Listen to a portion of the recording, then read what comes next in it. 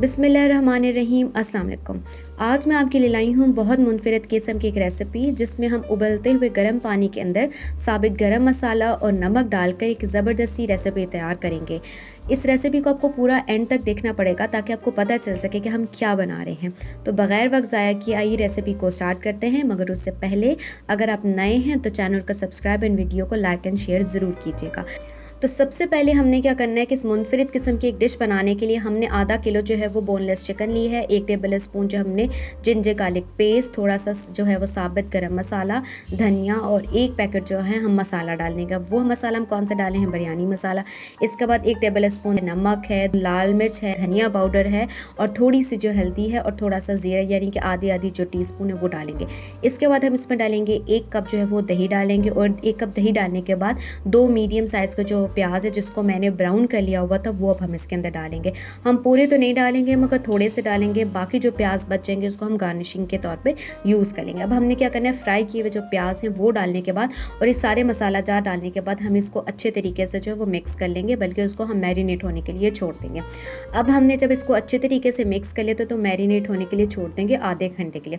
इसके बाद क्या करना है कि जिस तेल के अंदर मैंने प्याज़ों को फ्राई किया था, पहले थोड़ा सा वो डाला और थोड़ा सा और तेल डालकर हम इसको सबसे पहले जो वो प्याज जो है वो तेल को गर्म कर लेंगे।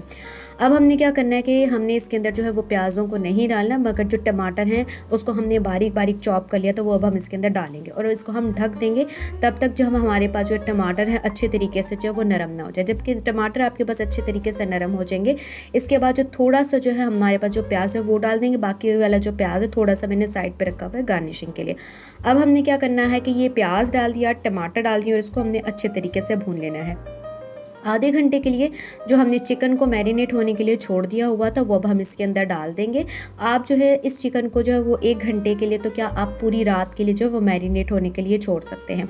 अब हमने क्या करना है कि टमाटरों के अंदर जो है वो मुर्गी जो है जिसको हमने मैरिनेट किया हुआ था इसको अच्छे तरीके से मिक्स कर देंगे और ढककर गलाने के लिए छोड़ देंगे तकरीबन 10 मिनट के लिए। जब 10 मिनट के लिए जब हम छोड़ देंगे, इसके बाद हमने क्या करना है, एक बड़े से पतीले में हमने पानी गर्म करना है, उसके अंदर हमने डालना है साबित गरम मसाला और 3 अदद जो है हम इसमें हरी मिर्चा डालेंगे और इसके बाद हम इसमें डालेंगे नमक, डालेंगे तकरीबन 1 टेबल स्पून हम डालेंगे नमक। इस तरीके से क्या होता है कि जब हम चावलों को बॉईल करते हैं ना तब इसमें बहुत अच्छा टेस्ट आता है। यहाँ पर मैंने थोड़ा सा चिकन पाउडर डाल दिया हुआ था, ये आपके पास ऑप्शनल है। जब आपके पास पानी जो है वो अच्छे तरीके से बॉईल कर जाएगा, इसके बाद आपने एक छाननी की मदद से ये जो सारा जो गरम मसाला, जितना पॉसिबल गरम मसाला होगा वो आप इसके अंदर निकाल देंगे। इसका निकालने का फ़ायदा ये होता है कि जो चावलों के अंदर जो है वो हमारे पास जो गरम मसाला जो है वो नहीं आता, ठीक है, यानी कि मुंह में आता तो काफ़ी कड़वाहट लेकर आता है। इसके बाद जो है हमने क्या करना है कि चावलों को डालकर हमने इसको अच्छे तरीके से बॉईल होने के लिए छोड़ दें। हम चूँकि सेला चावल यूज़ करें तो इसका कोई मसला नहीं होता कि ज़्यादा कुक भी हो जाए तो कोई मसला नहीं होता।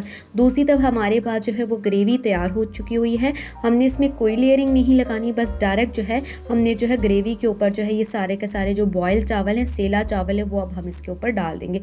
इसके बाद हमने क्या करना है कि पहले अच्छे तरीके से इसको फैला लेंगे ताकि जो हम दम लगाते हुए जो है वो चावल बिखरे ना। इसके बाद हमने क्या करना है, थोड़ा सा जो धनिया है ये आपके पास तो ऑप्शनल है, आप पुदीना रख सकते हैं।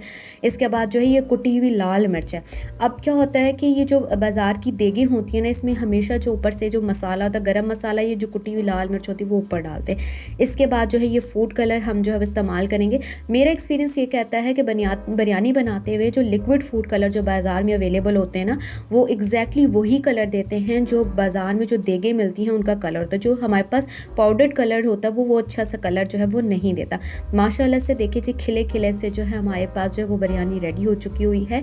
उम्मीद है कि ऐसी रेसिपी जो है वो आपको ज़रूर पसंद आएगी। बिरयानी से रिलेटेड और भी बहुत सी रेसिपीज़ मेरे चैनल पे मौजूद हैं, तो आप जाके उसको ज़रूर देखिएगा। अगर आपको मेरी वीडियोस पसंद आती हैं तो चैनल को लाइक एंड वीडियोस को जो है वो भी लाइक ज़रूर कीजिएगा। और मेरी नेक्स्ट वीडियो के लिए अल्लाह हाफिज़।